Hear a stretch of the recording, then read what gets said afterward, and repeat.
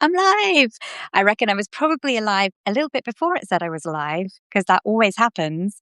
And then I'm like sat here looking. So I thought I'd do a little dance for you today because I'm feeling super happy and super excited because I just had my first kind of conversation with my editor post handing in the manuscript, and she didn't hate it. So that's great. No, she didn't just not hate it. She was like, she really enjoyed it.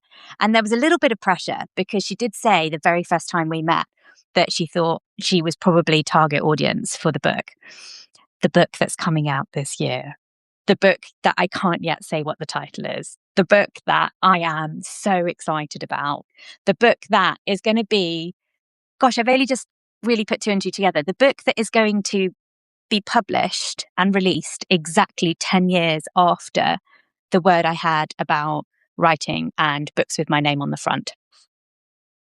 Isn't God fun? Isn't he fun? Little details like that. I love that. Anyway, I just had to hop on and say, I'm so excited because she liked it and there's good things to share. So yeah, that was kind of why I popped on, really. That, and also to say, did you see that apparently Substack is going to be having Substack TV? I find that mildly terrifying. I find that ever so slightly horrifying. As somebody who's now basically almost a grown up in my 40s, I'm still trying. I'm trying, guys. I'm still in my hoodies. I'm still in my casual wear and trying not to be a grown up all the time. But I am not a big fan of social media. And I feel like many of you here also feel the same way.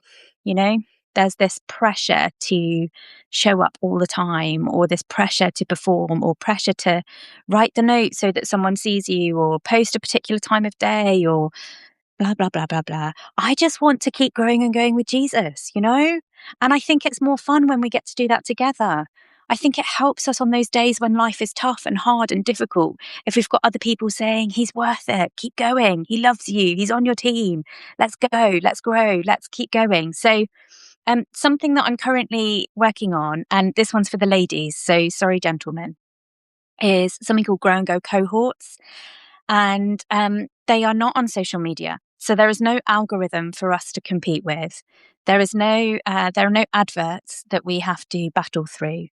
But there will be a space for women who are hungry for more of Jesus, like me. I include myself. These are for me as much as they're for another Jesus-loving, hungry Christian girl. They are for us who want to keep growing and going, who want to get into the word and see it come alive in our day-to-day lives, 24/7, not just a special word on a Sunday or a special revelation from the speaker up the front of the event you've gone to or whatever, but opening the words and hearing directly from the Holy Spirit, those downloads and those revelations and those inspiring moments of like, he is talking to me, for my real life, right here, right now, day. And so cohorts, you can find out more about them on my website, which is mtyler.com/cohorts. There's a wait list there if you're interested and you want to sign up. But they're not going to be like a constant stream of content, because I don't want that either. And I don't want to have to create that for other people either.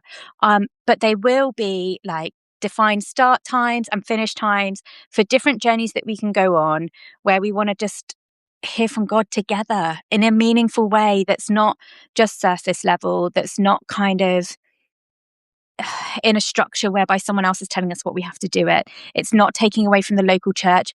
Big local church fan, married to a pastor of a local church.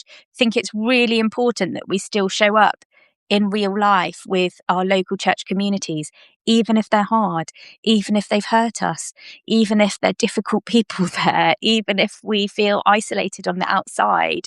The church is, God's mechanism and vehicle for how he wants to reach our world, and he loves it. And so even on the difficult days, like, I want to love the church too. So cohorts are not to replace church. They're not to take you away from real life community with other people in front of you. But sometimes I have found over the years and in different seasons, there's something that's really powerful when we find others who speak our spiritual language, who talk about Holy Spirit in the way that he is alive and moving and well and all the rest of it. Oh, interesting comment down below. The church is not of God. I would love to dialogue with you uh, in DMs and messages on that. Um, I think religion has done a bit of a number, but gathering as Christians and believers, 100% is biblical. We're exhorted to do it time and time again. I have been hurt by the organized church. My family have had to move across the world because of how we were treated in a situation. So I'm not, awesome, great, send me that message. So I'm not saying that, the church is perfect or all the rest of it, because I recognize that sometimes humans and all their sinfulness can use the church as a vehicle for things that aren't of God.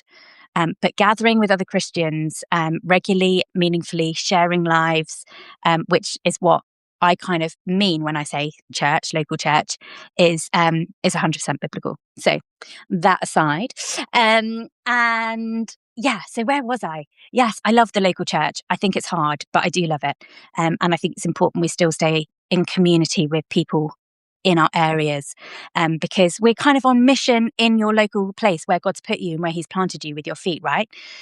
So there's that. But that being said, sometimes you want to go deeper on purpose. Sometimes you want to dive into a particular book in the Bible with other people, or sometimes you want to consider a theme or a topic in more meaningful ways and like really kind of get into the nitty gritty of like, God, what are you saying to me about this? And what do you want me to take away and hear from you that is like relevant for right now, right here? And sometimes you just need other people to keep cheering you on as you seek. Because God does say that when we seek Him, we will find Him. And sometimes it's easier to seek with others. It just is. I don't think we're supposed to do faith alone or in an isolated way.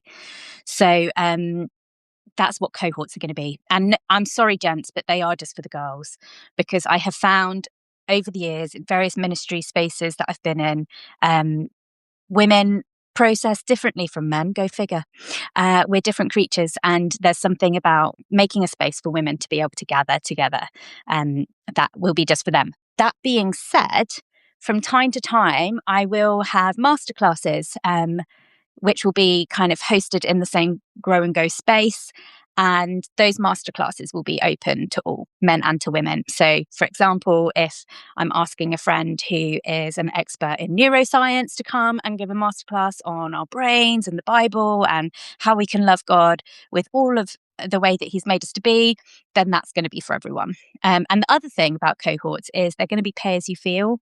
I don't want to be setting a price tag on this stuff that limits people being able to join in. So I think because there has to be a price, it will be $1 to sign up, but then you can put in what you feel. Obviously, there's cost to me to run this stuff, cost for platforms and Zoom memberships and all the rest of it, because we'll have Zoom calls and just, yeah, be real, be together, go on a journey, cheer one another on, keep pursuing Jesus. That's my hope for what they are. The wait list for them is open. As I said, you can find out mtyler.com/cohorts. The wait list is open already, ladies, so feel free to sign up to that.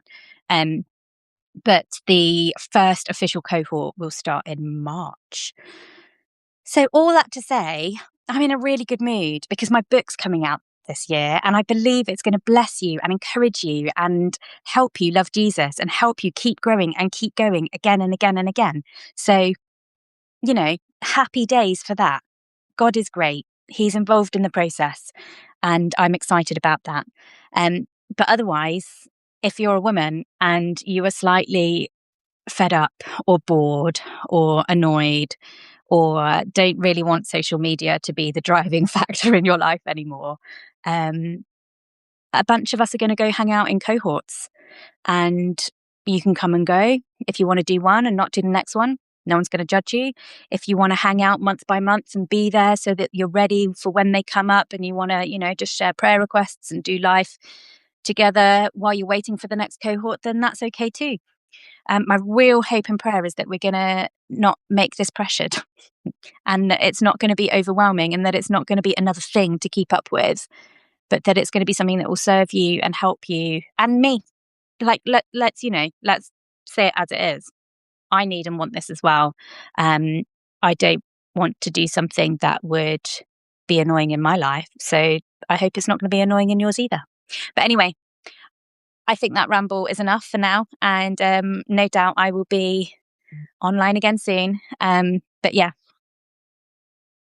stay tuned for more book updates as they come. The next thing is I will get all my first lot of Edity stuff back. And then I'm going to have a meeting in February, a vision meeting to talk all things marketing and design and fun things like that. It's so exciting. So exciting. Okay, guys, send me a message. What are you working on right now? What is God saying to you right now? What are you reading in the Bible right now? Yeah, I want to know. How are you doing?